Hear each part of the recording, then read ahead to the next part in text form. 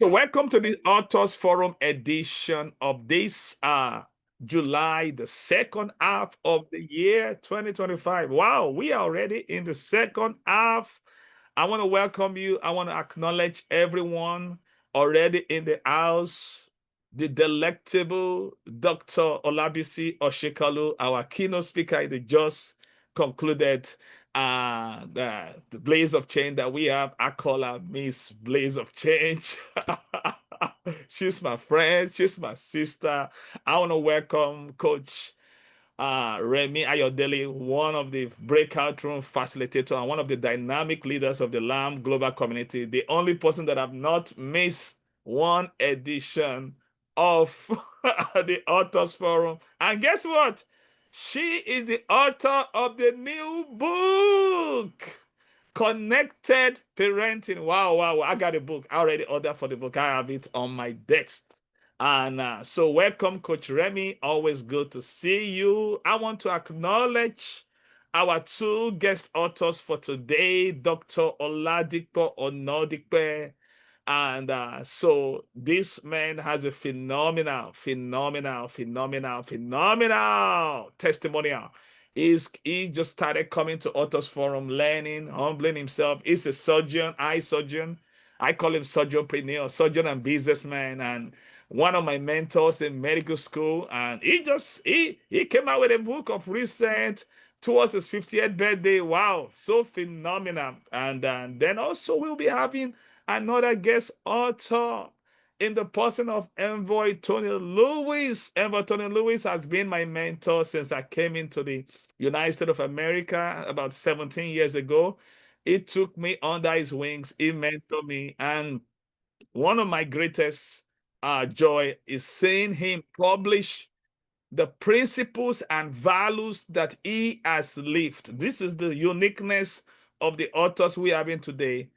These people have lived out these principles and values that they put in the book.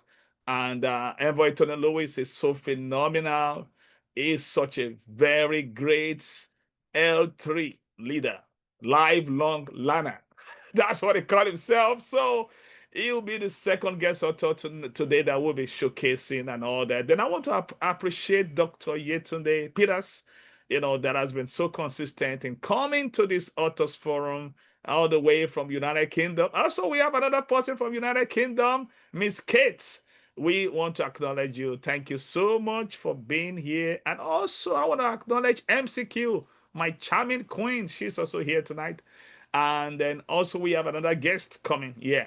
Now, the good news is we want to get into work right now. So I'll start the first feature. First 20 minutes, I'll be highlighting Dr. Oladipo Onadipe. So we'll be doing, then after that, I'll put the spotlight on Envoy Tony Lewis, and then we're going to have the Q&A for both authors. So right now, I'm about to get into the spotlight session. And Coach Remy, I'm going to make you a co-host to help me to admit people as they come in so that I can pay attention to what we are doing in the moment. That's the beauty of having great leaders in the house. They free you up from stuff. Okay, good, good, good. So now I'll go ahead to spotlight, and I'm going to put a spotlight on. Then I'll be bringing in Dr. Oladapo Onadipe. How are you, Dr. Dapo? Good to see you. Look at this man. He lives in Nigeria right now. He's vacationing in Zimbabwe. Wow. He just told me tonight. Can you imagine? He's just all over the place. How are you, Dr. Dapo? Good to see you today. How are you, sir? I'm doing great. I'm doing great. I'm so happy to see you too. I hope you're doing great also. Yeah, I'm doing better than good. Yeah, I'm doing better than good. Yeah, that's how we greet each other in a Lamb Glover's community. Now, the thing is, and so your book is a beautiful book. I remember reading the book. You released the book while I happened to be in Orlando, Florida for the International Maswell Leadership. And that was in March. I remember then I have to leave a meeting just to be in the room with you. And it was a great time, very great people turn out. Yeah, how do you feel and becoming an author and of such a great book like that? Knocked Yeah, down but it's such not a not out. Yeah. yeah. It's such an exciting feeling, because like I asked someone, I said, how many authors do you know? Hmm. And she said, you are the first one I know. So you see, it's like an exclusive club. So I'm so excited, I'm so fired up. And especially when people read the book and share their, experience. I mean, it's a whole new feeling. It's a whole new feeling. And I'm so Wow. happy. Wow, that's awesome. And I like the way you started. I remember starting some years back, I was working in the Salvation Army. So one night I happened to invite a woman. She just wrote a book. So we invite the woman to come. And when the woman came, as an author, they see you at the back of the book. So the kids are really surprised. Many of them, that will be the first time that they are seeing an author live. And we gave out the book. The kids were reading the book. They look at the woman. They look at the book. Wow. And one of the kids told me, he said, Dr. Mike, you bring into us people that are popular. So because they have never experienced that before. Yeah. And I remember at the same time, we have a martial arts, program. So one of them, there was a book I was sharing then, and the book was based on some NBA sport guys that are Christians. So one of them now saw the author of the book, the first name is Michael. So I was just giving the guy a complimentary book. I'm spreading the message. I bought a lot of copies of the book. So the guy said, am I the author? Because he didn't know my last name. So he thought I wrote that book. I said, no, not actually. So it was now later on, just fast forward to now that I just did 10 books in 2 years. And I realized, I wonder if the guy see me now giving him a copy of my book, he would almost fall to the ground. And wow. Yeah, So, yeah, yeah. like what you said, it is something not common. But I believe in my heart that many people have this dream inside of them that I want to write a book. And to be real, it's not that people want to do it for sure, but I believe everybody have a story to share. And that's what you did in your book, knocked out, but not knocked down, but not out. That's what you Yeah. did in your book. When I read that book, in fact, there's so many things I didn't know about you that I got to learn, and I have so much. And what really touched me is your resilience, your tenacity, what you went through. I mean, there are so many things that will have stopped you from becoming a medical doctor, but you never quit. I mean, that was like, so tell us, because this book is a lived out. So first of all, tell us the title. I want people to hear the title from your mouth, from the horse mouth. Yeah. So then tell us why that title. Yeah. Okay. The title is Knocked Down, but Not Out. Hmm. And, just like you said, I've gone through quite a number of experiences in life, some of which are enough to deter, a lot of people from getting to where they want to get to. Hmm. And one of the very, significant ones was when I was 17 and I lost my dad. Hmm. And, that was a life-changing experience, let me put it that way, because my dad happens to be the breadwinner. Here was I was in my final year of secondary school, getting ready to go to the university. I had given all sacrifice to be able to gain admission to study medicine, and everything seemed to be going, according to plan. But at times man plans and man proposes and God disposes.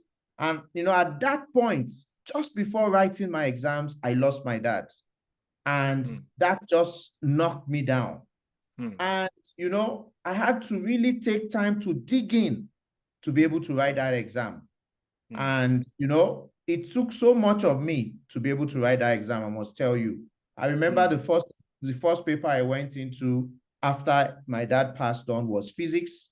And I was writing and canceling. I was writing and canceling. And when I finished writing physics, I told myself I failed this paper. And of course, you know what physics is for a medical student. And this was me. I was a distinction candidate. You know, I was ready. But this situation just came. The breadwinner went. Psychologically, I was down. And, you know, I just couldn't see myself, you know, pulling through. So I had to really dig deep, you know, really, really go into myself and tell myself, you can do this, you can do this.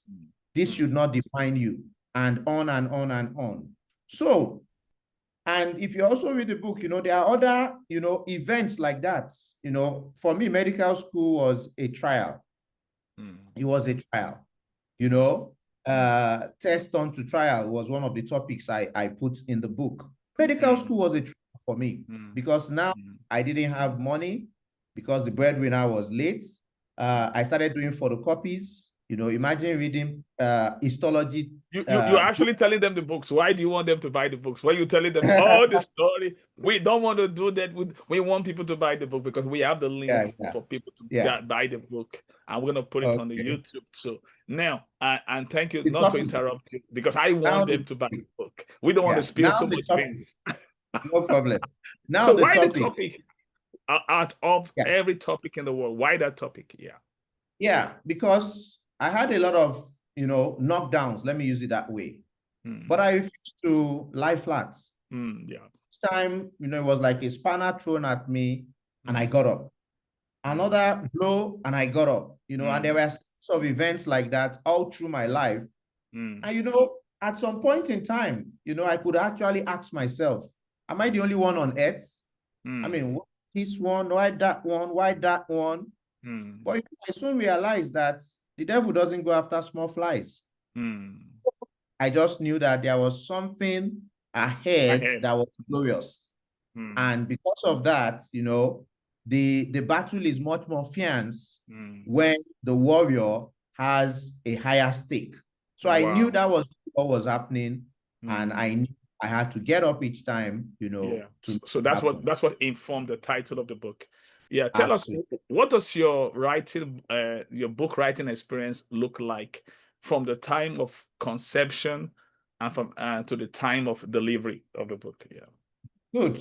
I actually, you know, I planned that I needed to write a book, and I kept dilly-dallying about it.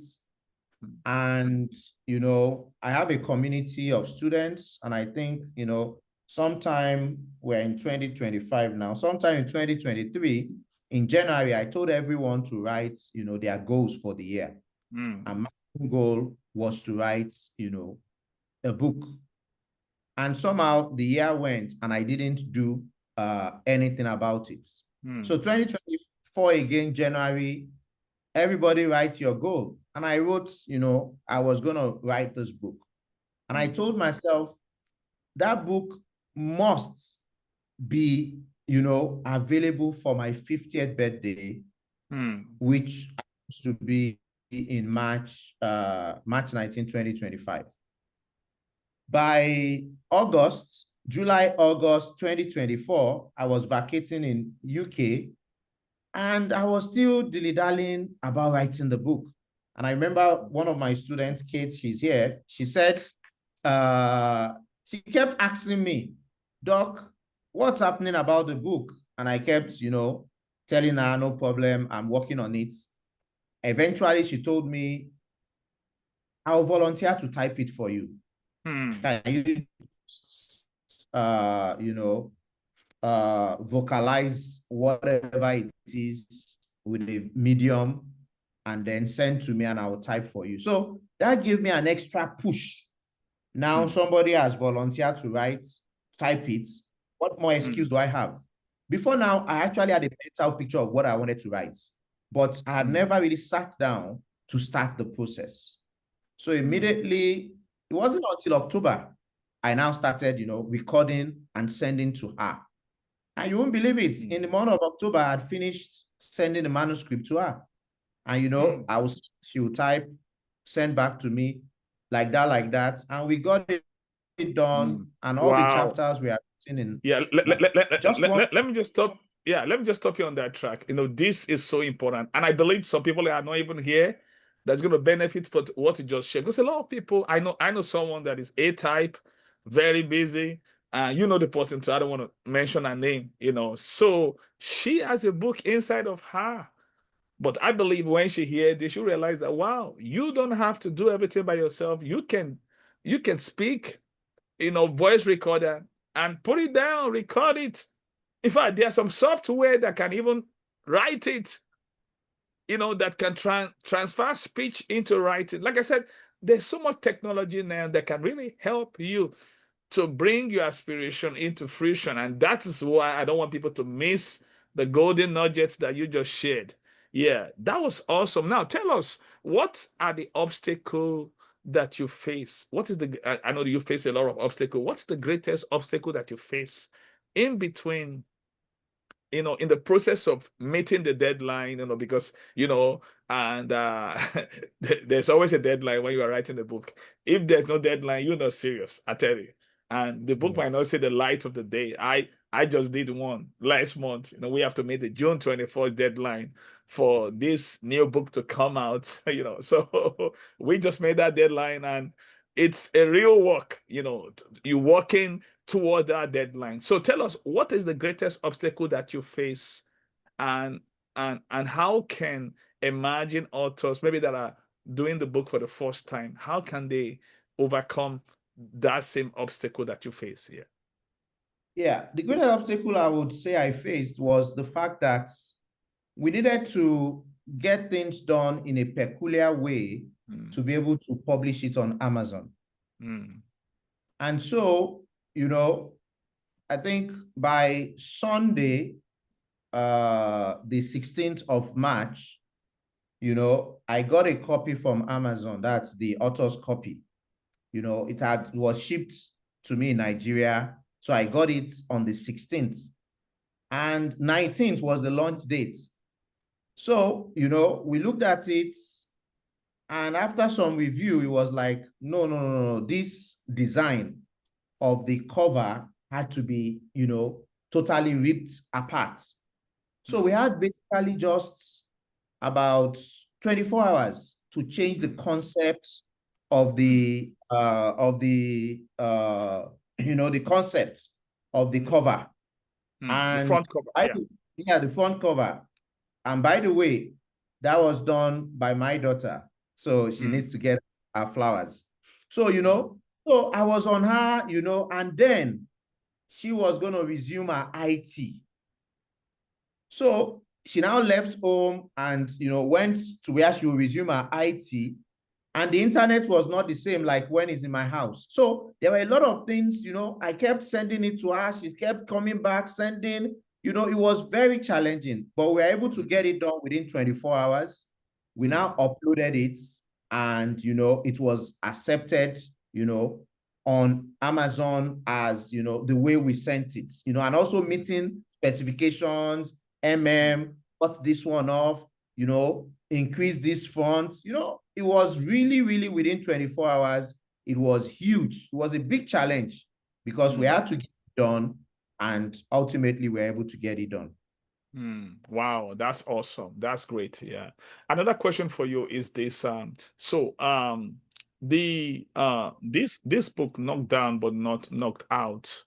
What kind of oh, that's awesome. Yeah. Can you put it up again? Yeah, no, yeah. We can see it. Yeah, really. Yeah, that's good. That was awesome. That's great. That's great.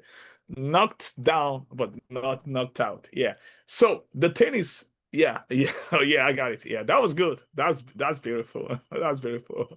I like that chess mantra. Yeah. So this book, what will you consider a win with the release of this book to the world? When I say what will you consider a win, a lot of people, when they write book, they are what they normally think about is they want this book to be a bestseller. But as far as I'm concerned, I want my book to be a bestseller. I want the book to serve the need of people. Because one thing I found out these days is It's easy to be a bestseller if you know how to market. You can hire a marketing agency, marketing strategy, and people buy a lot of books. But the question is, will the book help the people? That's the thing about it. And I believe this is the thing that authors need to consider. I believe this is what I call author's ethic. If your book is not serving, helping people, you know what I'm saying? Is nothing but a rip off. Because I believe every book should be a form of service and legacy.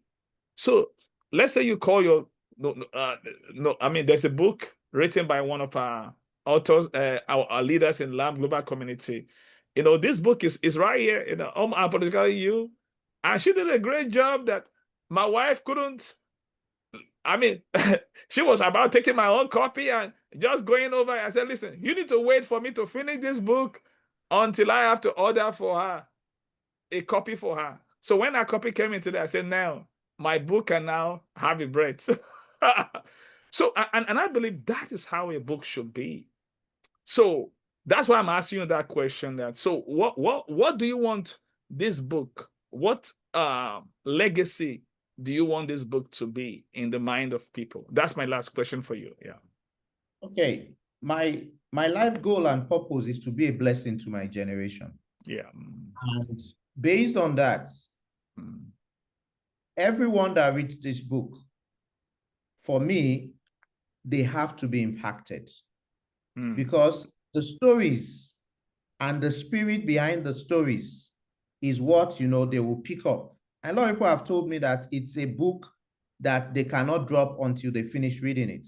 Similar experience like you shared with your wife. I had someone, a colleague in UCH, you know, he said the wife picked the book, and for about, you know, a couple of days, he couldn't have access to it because she said, I can't leave it.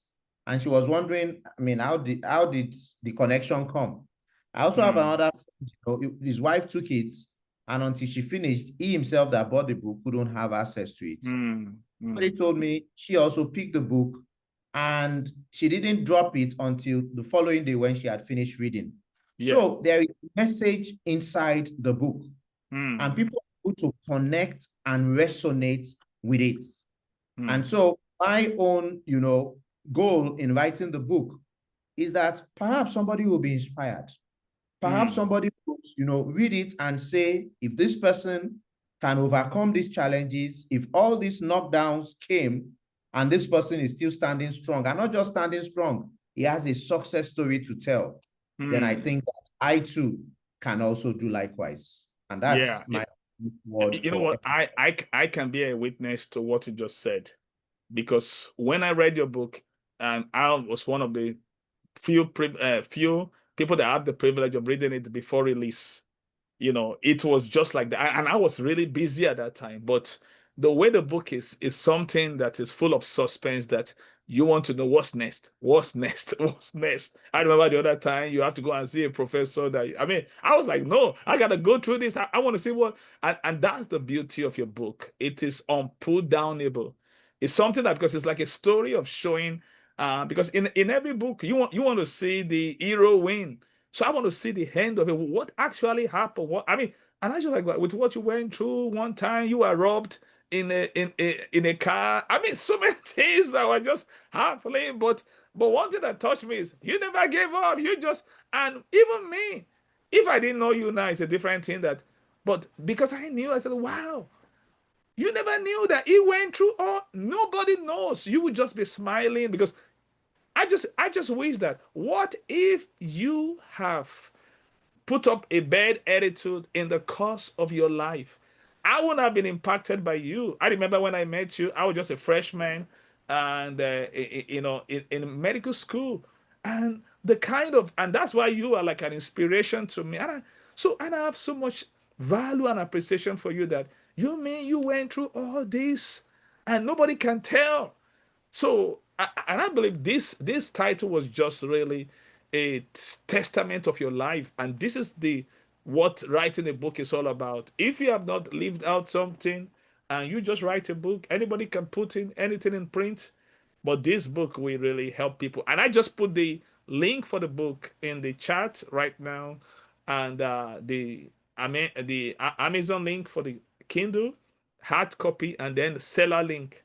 I just put it in the chat for anyone live. You can easily grab it.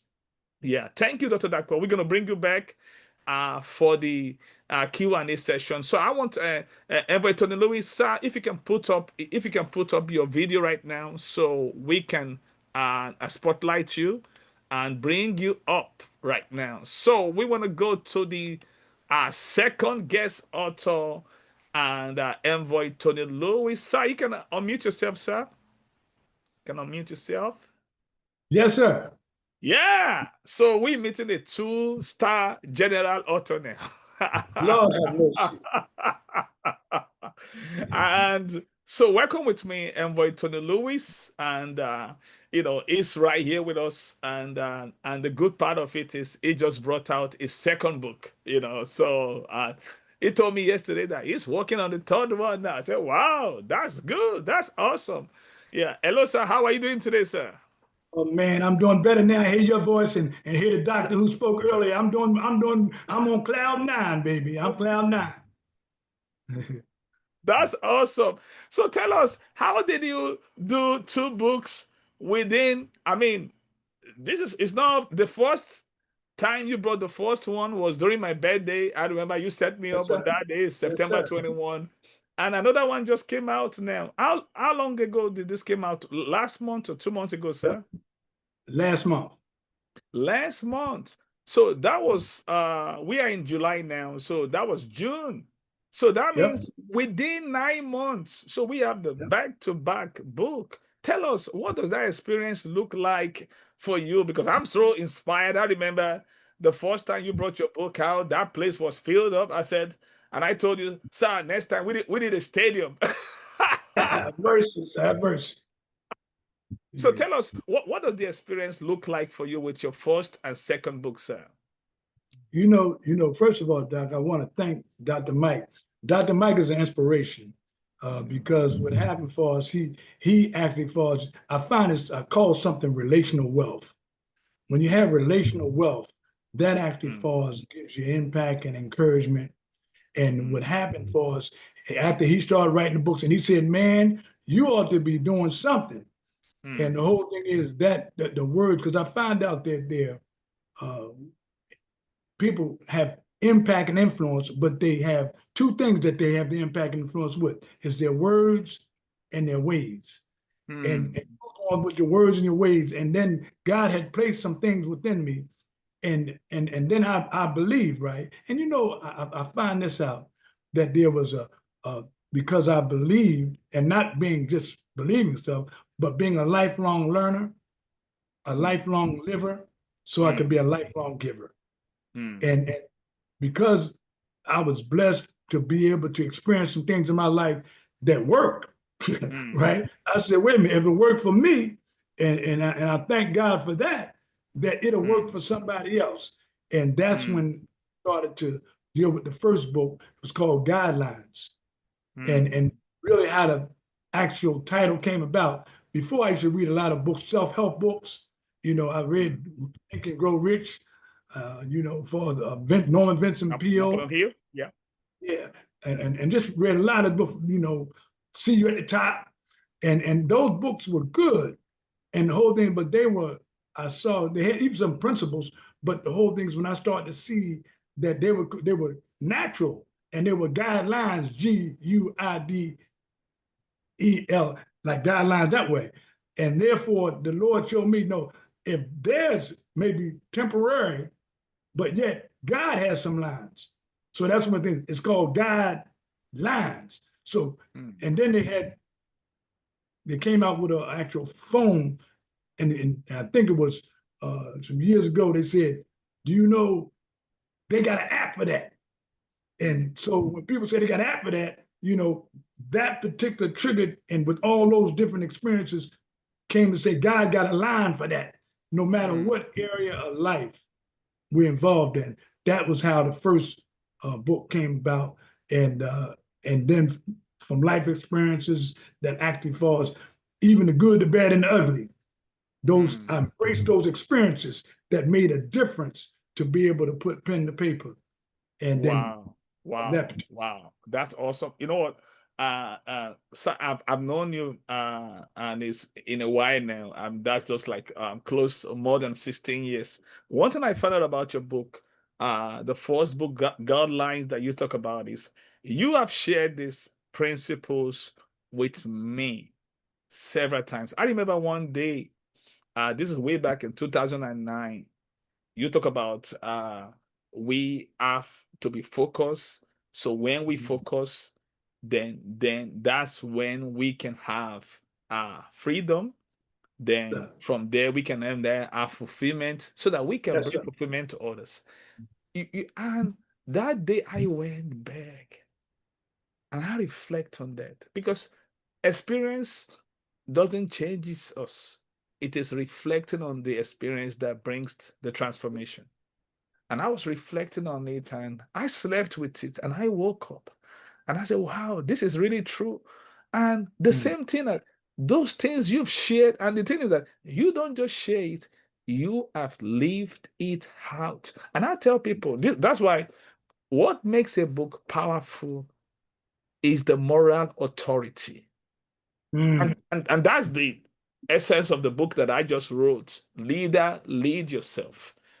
I mean, unveiling, unlocking your power with personal leadership. So it's all about personal leadership, because every book must be rooted in personal leadership. Because, like you said, if it works for you, it works for others. And Sir. listen, the thing you've shared over the years, you've helped people that have crossed your path, including me. And the good news is, those people have shared it with others. So this is Mm. my greatest joy that you can put it in print. I was so excited that because we need more of books that are lived out. Not just people are not looking for philosophers. Mm. People are looking for practitioners. And this is Yes, what sir. your book is all about. So tell us about the second book that you just came out with now. Yeah. It's called The Fractional Thoughts of God. And Mm, and really what that's about is really show how like the small truths, the moments that actually falls, the small blessings, and seem like life is like a bunch of dots just mm, thrown out. And mm, but yet God, when He gives us a small thing, He actually mm, falls. There's a bigger thing and a beautiful thing that He's working out with that small thing. And once we mm, start to connect the dots, because He mm, fractional thoughts of God, that's a spin because mm, He don't have any fractional thoughts. It mm, looks fractional to us, but it's mm, a whole thought. And mm, but yet when He finishes up with what He gives us, that's mm, when He falls. Like one, He deals with some protection. Sometimes He deals with provision. Sometimes mm, He deals with purpose. Sometimes He mm, deals with peace. And He mm, just gives us a little piece that we mm, need at that moment, but yet it's a mm, fractional thought. But then later on, we see, uh, how that works out, and it's mm, played out. One in nature, it's played mm, out in history, and it's played mm, out in the Bible. And so, mm. you start to see the patterns in history, the Yeah. patterns in actually for in history, and then the Mm, patterns in the scriptures. It mm, look, we got truth now, you know, mm, and that becomes then sharing a lot of the principles that actually falls that work, mm, and so that's how that whole fractional thought, because I was seeing, even looking at my own life, I just saw a little piece here, and then it looked like a little piece to me, but then mm, God showed later on, they say hindsight is 2020. mm, And so we look back and we start to see how those things were connected. And then I'm glad that it didn't work out another way. mm. And embracing those experiences and all Mm, those little fragments, all those yeah. little all Mm, those little hints that mm, when they pile together and mm, God vision to be able to see it the way He sees it, then we mm, that mm. becomes a thing. I see that. That's awesome. Yeah, God. that's a great one. There's a question I want to ask you. Sir, the first book that you wrote and the second book, what is the difference? Because I'm saying this thing is very important because there's so many one-hit authors. I Mhm, learned mhm. this framework from Dr. John Maswell that there's a lot of one-hit wonders I mean, one hit record, one hit this, one hit that. They wrote one book and they quit. But you did a double in a row. You thinking about the triple now, you know. So Yes.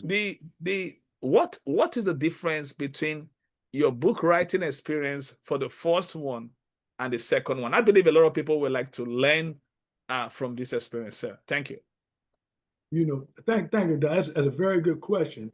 And I find out that when we know why we're writing, then we know who we're writing to, then we know what we're writing for. And I find out when those foundations are laid. Sorry, can you say that again, sir, please? Those three things, yeah. When we understand why we're writing, and then who we're writing to, and what we're writing for, that now becomes a foundation that really that doesn't change so much, but yet let me roll it out a little bit more so you can see it. Look, I have like 5 beliefs, right? 5 beliefs that actually for why I write. And here it is. I write 1 with purpose and passion to plant powerful principles to produce positive progress. So that's one, right? 2, I write with faith-filled words to feed and to fortify the fuel of soul. And I know it's a mouthful, but yet just those things like that keep me going having my why right. And another is I write to deliver divinely directed insights, to draw hearts deep in faith and drive actions that will glorify God and do good to mankind. And so therefore, with that kind of stuff in mind, that I realize why I'm doing it. I'm not just doing it to write books, because as we deal with books that will bless, books that will bless, that becomes a whole factor. So, and I recognize, and now that's just some of the things. And then you talked earlier, it's amazing you spoke about the legacy thing. I write to leave a lasting legacy, to lift lives, to lead learners, and to love, that they may love and live wisely, you know. And that kind of thing is continuing. I keep reviewing that. But then I'm dealing with a particular people. The people I'm dealing with is, I call it the guest people. You know, Dr. Knight, I gather we're kindred spirit in those acronyms and all that. I mean, deep call on the deep, brother, because I know you're a master in your own right. That you know that you'll get an acronym in a minute and ride. You want to throw me in my water now? Yes, sir, brother. Look at here. See, so therefore, ready to dive into that now. Yeah. Oh yes, sir, brother. Yes, sir. You're coming down my alley now. Yes, sir, brother. I'm like a bowling alley, brother. I'm about to knock your pins down. I'm gonna hit a 10 on this one. And so when I realize who I'm writing to, I'm recognized. I'm writing to, I call them the guest people, right? And the guests, as far as is to the generations, generations of you underdogs. You know, that everybody's considered, we've been under something, whether it's in multiple areas, and then, you know, for us, and then I have empathy, and I'm connected. I have a sympathetic heart and mind for those in particular, and even strugglers, right? Those who are struggling in any kind of way, and you know, because that's what's going to lead to what I do. But when I recognize who that God, I believe, has called me to, and who to write to, it's, and then that's my tribe, the underdogs and strugglers. But then it says to help them with their mess, and the mess is MMEESS.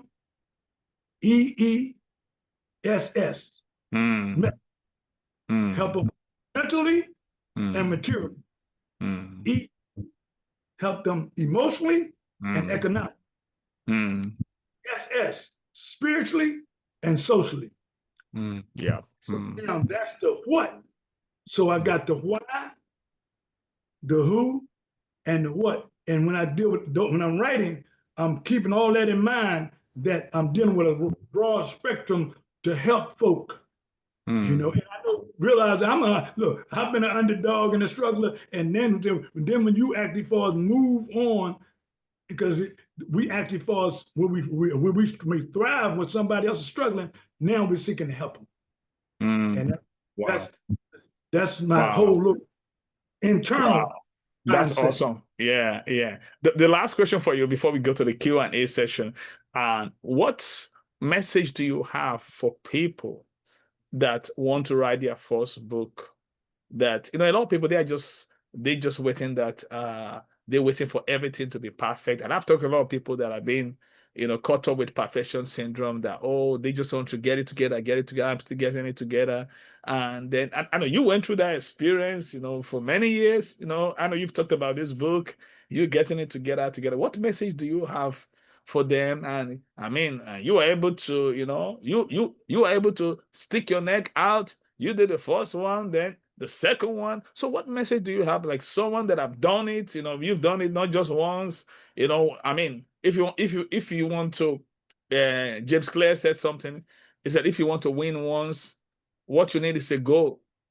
But if you want to win repeatedly, you need a system. And if it's someone that have done something once, twice, I mean, there's a system. And he said, well, I'm doing the third one now. That means that person has a system. So what advice do you have for people that are about to do their first book now, or they have done the first one, thinking about the second one? What will be your best advice for them? Don't try to be perfect, just progress. Don't try to be perfect, just progress. And then be consistent. Because what happened, I find this out, I call it, I tell you, GLF. G, we keep growing. L, we keep learning. And F, we keep finding out. And it happens rather than saying, I can't do this, I can't do that. So, okay, well, I can find out how to do it. Rather than saying, I can't do it, I say, I'm finding out something. I'm learning something. I'm growing something. And so that makes a difference, that helps you keep going, and I learned this, Doc, on one of the author's forums, it says writing something every day. A little something, taking the time, whether it's 5 minutes, 10 minutes, but actually putting the time in and dealing with things of that nature like that, and reflecting on even false things. And even if it doesn't make sense when you're writing it down, that's the whole thing. And not keep going back, just write it down anyway. And then go back later on, because I know listen, I rewrote stuff didn't make no sense. It was all running together. I said, Lord have mercy.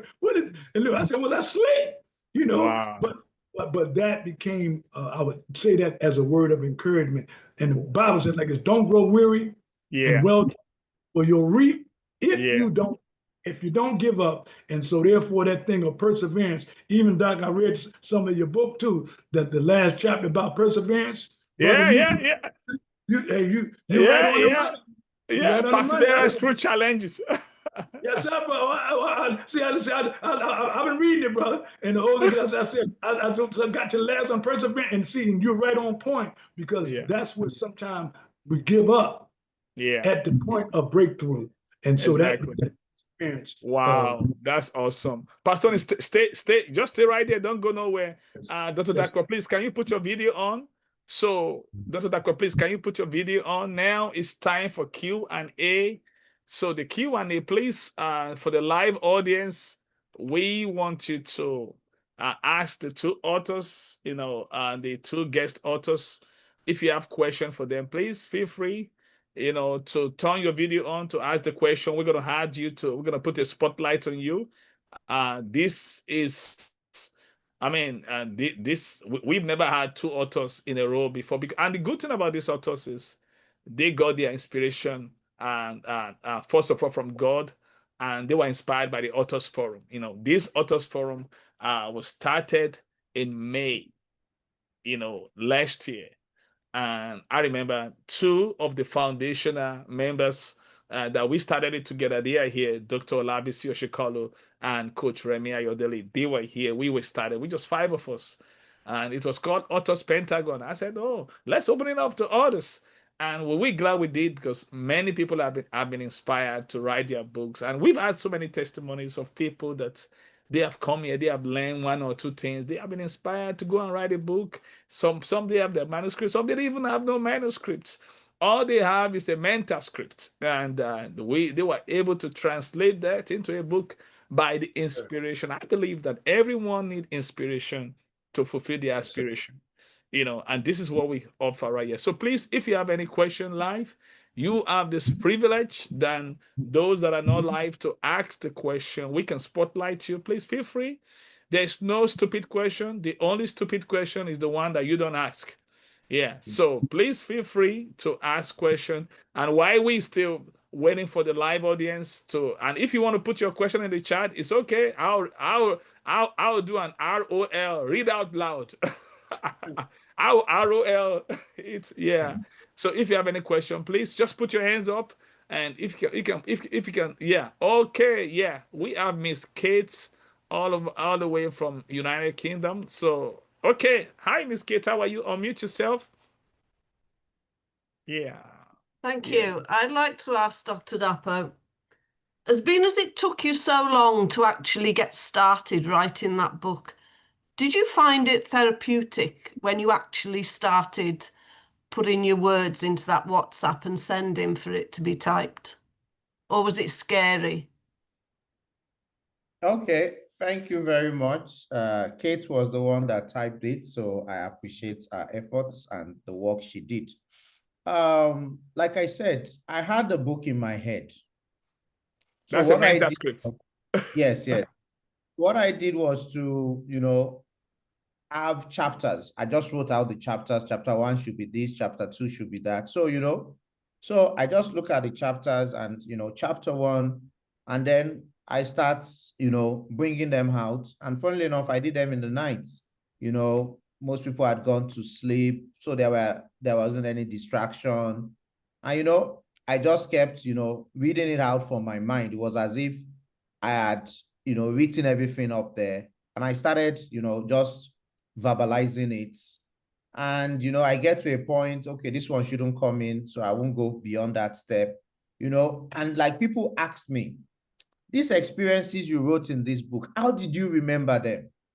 Because I'm talking of, experiences of 20 years, 30 years, but somehow I was able to vividly, no, well, maybe, maybe one or two things you try and spice it up, but they were really, classic events as they happened. So for me, that's memory recall. I mean, it's something I didn't know I had that power, but it was great because I was able to, bring everything out, and, every night, and like I said, in a month, everything was done. Thank Well, you. So I wasn't scared at all. Okay, yeah, I can put it. I can put a I spin. wasn't scared at all. I was Yeah, actually I very can put a spin happy, on that. to.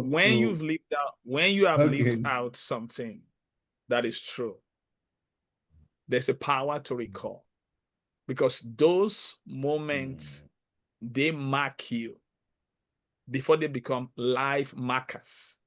So there's something. I learned this from Dr. John Maswell. There are events that mark us, MARK. Then, because those events, they mark us, they now become life markers. And because they are true, that's why there are four kind of stories. Your own story is number one. The second story is a true story and familiar story. And the third story you can use in writing a book is a true story, but it's not familiar. Not everybody knows it, but it's true. And the last one is fiction. Yeah. So stories brings out the life of a book. That's something I'm learning now, and in all my books now, putting stories, because people love stories. They may forget the principle. Is the story that make them to remember those principles. So thank you, Miss Kate. Thank you Can so I much. just say, sorry, can I just say one thing? Yeah, go ahead, go ahead. I know Dr. Dapo probably thinks that, I was doing him not a favor, but I was helping him, and that was great.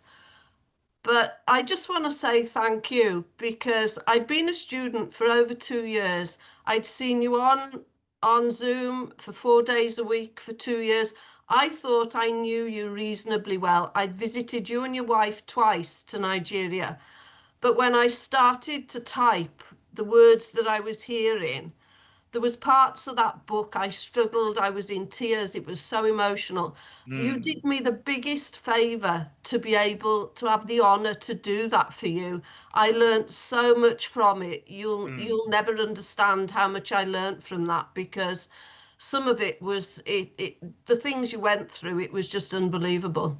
So from my part, thank you, Dapo. It was lovely. Wow, that's awesome. Thank you, Miss Kate. You're phenomenal. Thanks a lot. Thanks a lot so much. We appreciate you. Okay, anybody else have any question? Anybody else? Okay, I have a question for the two authors, and until we get a question from a live audience. Now we're talking about, this highlight is the belief factor. I'll ask you, Envoy Tony Lewis first. Sir, how did belief out? Tell us how were you able to leverage the belief factor? Because I mean, if you look at Envoy Tony Lewis, he doesn't look his age. He's a young man. Mercy. He's a young man that got so much life. I remember one day somebody that know him well.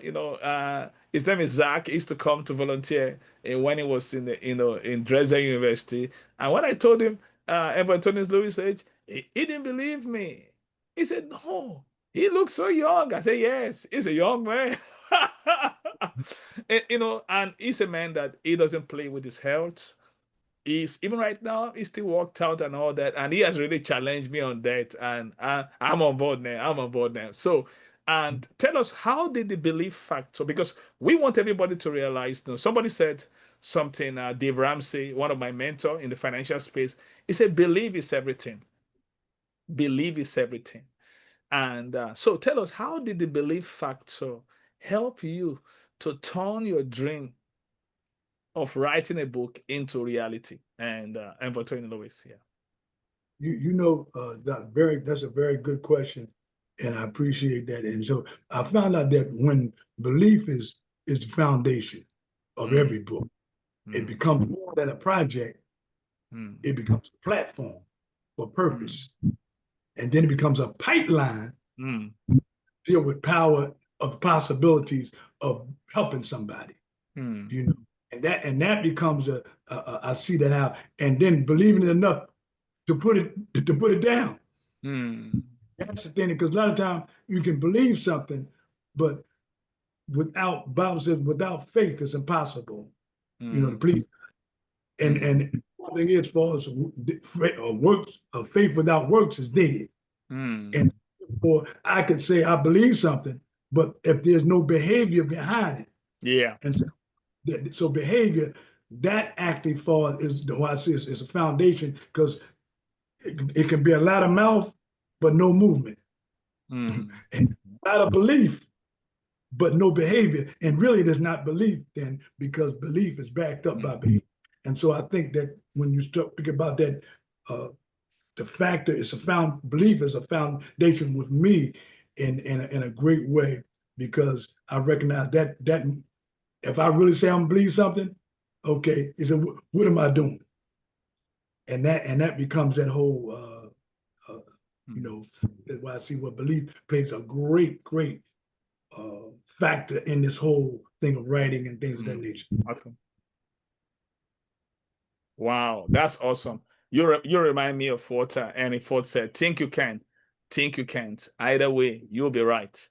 Yeah. Yes, so let's go to Dr. Dapo. Dr. Dapo, tell us, how does the belief factor, plays a role in helping you to translate your aspiration of writing a book into reality?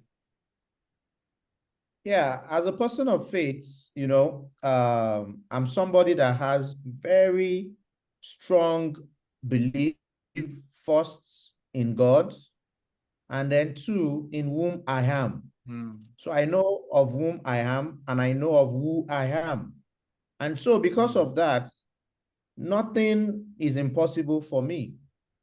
absolutely because of that principle that says all things are possible to them that believe. So there is nothing you can put before me that I will tell you I can't do it. In fact, let me tell you, if you tell me I can't do something, all I'm hearing is I can do it. And I will go and I will prove that I can do it. And you know, one of the experiences was, you know, around the same time you were doing your Maxwell leadership, you know, you were inviting me to come.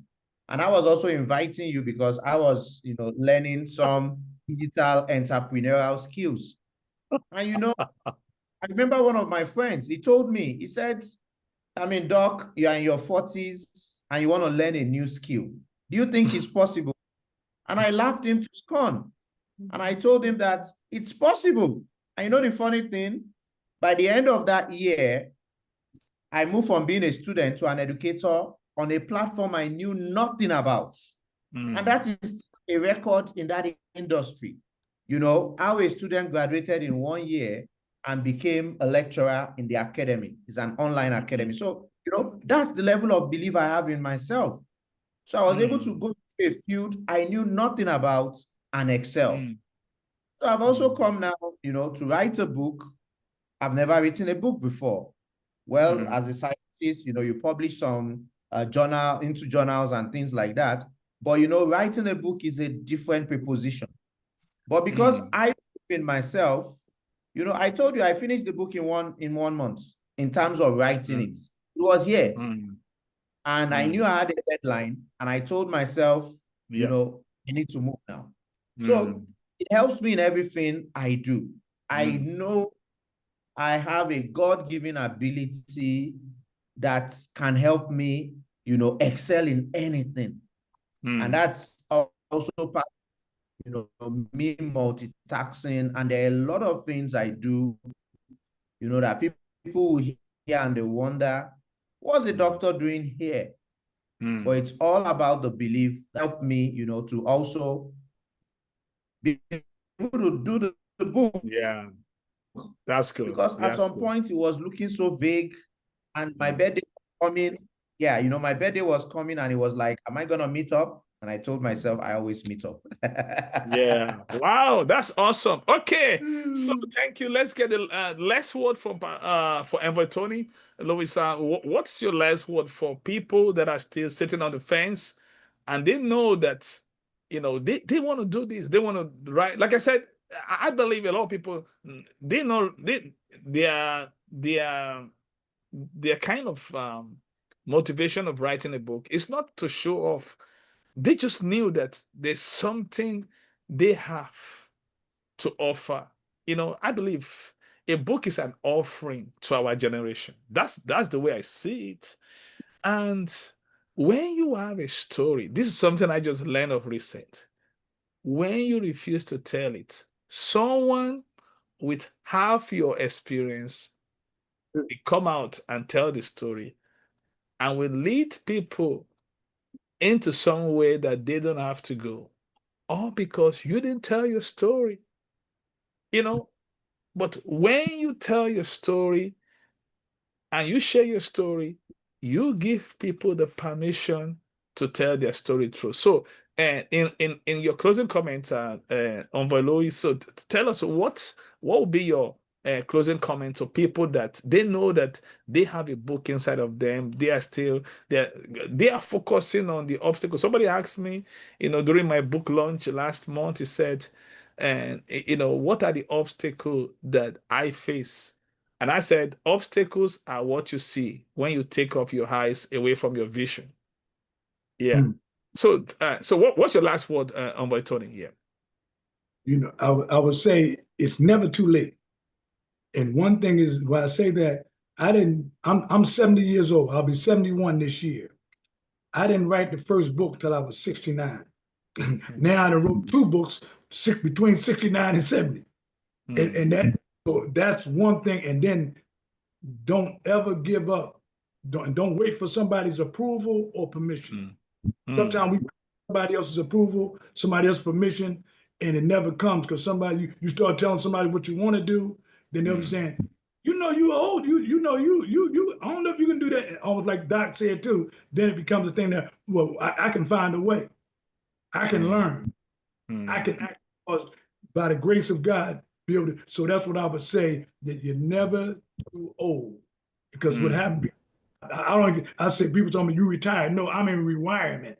I'm just in the mm, next and recognizing and this season is jumping right now. And so mm, that becomes a blessing that that from that thing. So I would just share that factor and then do it. Just start. Don't just mm. talk about it. Don't think about it. Just start doing it. And then Wow, that's what about awesome. That's great. I like that. It is never too late. Yeah, because a lot of times the people, oh, it's too late now. I can. No, it's never too late. That's one of the things I wrote in my 10th book. About live your dream. I'm talking about one of the excuses that people give that is to no, it's never too. In fact, you have more opportunity to live your dream now because you have judgment, you have wisdom, you have experience that you can leverage. You know what works, you know what doesn't work. It's never too late. I wrote my first two books when I was in medical school, year 2000, November, September 2003. For 20 years, I was on vacation. I wrote no book. But when I was about to turn 50 in 2023, I said, I want to write 10 books this year. It was a bold goal, like one of the yes, sir. principle I shared in my new book, set clear and stretching goal. It was so stretching. But I did 5 books in 2023. 2024, I did 4 new ones. Now one just came out. So the 10 books in a row in less than 2 years. And my mentor said, Michael, slow down. And I promised her, I said, ma'am, I'm not writing a book in a while. I want to work on this book, but this is my open disclosure. I'll keep writing, but no publishing. The only book I'm going to publish this year before Thanksgiving is Insightful Quotes, Volume 2. I've done Volume 1 before. And then one, I don't have to stress for it because every day I normally drop 5 to 7 fresh, inspiring quotes on Tinker's Island. So this is one of the things I want to pass here before we go today. It is not what you do in a month that will make you an author. It is what you do every day. Yes, Even sir. though Dr. Dapo talks about doing it in a month, but I believe he has carried this thing in his heart. All this while, he has carried, even when he was telling his students, what's your goal? What's your goal? What's your goal? So I want to encourage you. Start from where you are. Do what you can. Use what you have. You need to create an idea farm. Keep putting everything, all the thoughts about what you want. Like I said, the book I'm going to bring out this year is on quote. I already have the quote. I don't have to. All I just need is to tell one of the admin on that forum, put all those quotes together, rearrange it in different headings. That's it. And the book is published. So that's why our work is first stored up before they shows up. So keep Yes, sir. working. Keep working. You have to keep working at it every day, every day, every day. Keep looking for something that you can share with people. And I told people you already have content. All you have to be is to be content with your content and give context to the content for the content to begin to serve the world. So that's it. Yes, sir. Contentment with your content and putting a Yes, sir. context behind it is what makes people to contest for you. They want you on demand. That's good, Doc. Yeah. So that's the thing. Because most of the time, oh, you have things. I look at Coach Remy, our first book. Woo! Excuse me, I'm going to stand up to bring the book to you. Because this woman came out with this book. I said, wow, she got this thing hidden in her. The book was so good. We're going to bring her to the Authors Forum. We booked right now until October. I think we're going to bring her in November or so. Or I will slaughter with one author because we just booked. I want to bring her early. I think we're going to bring her in September. We're going to have a double author too. Because she wrote, this book is so good. Practically connected parenting. But listen to me. She comes to Authors Forum every time. She was pregnant with this baby. Can you imagine someone carrying this big baby? Oh, this why? She was going through perfection syndrome. until she put out the baby. The baby is out now. And watch this. Mom and baby are fine. They are doing good. Hey, Doc, I would like to add something on that, Doc. Know what's happening? I would say the author's form is a midwife. Yes, it is. It is. It is. Before you guys go, I just want to spotlight Coach Remy for a minute. Coach Remy, I want to add you to the spotlight because she's been coming again and again. Coach Remy, how do you feel with this book I'm holding now? We're not showing it today. We're going to bring it. How do you feel with this book? Oh, thank you for having me, Dr. Michael. I feel good, and like the book has become my God. So if I'm not reliving the book every day, the book calls my name. Yeah. So when you say that you've lived it, so you birthed it, but it feels like once you've birthed it, you have to keep living it. It's kind of like having a baby. Yeah. Its gestation period has gone, but now that it's out, you have to nurture that baby and let it come alive. And so that's how I feel. You 100% right. Every morning, the 10 pillars, I got it right here. I look at it every morning. I said, it's not a map, it's a mirror. I look at it. Even though the book is out, I still look at the framework before me to remind me. Because the thing is, it's what you're living out. And the reason why I'm featuring, I brought Coach Remy right here is everyone that you see right here, because the YouTube video is going to go out. Listen, they were inspired by the Authors Forum. And this is the vision of the Authors Forum. So we want to tell you, wherever you are in any part of the world, the impossible is possible when you believe. Now watch this. I didn't say if you believe, when. It's not an issue of if, it's an issue of when you believe. Dr. Dapo believed. He started coming to Authors Forum. These are busy folks. Envoy Tony started coming to Authors Forum. Then Coach Remy, listen, they all got their book out. And we done. So it's been a pleasure and having this with you all. Thank you so much. And we're going to continue to just inspire people all around the world.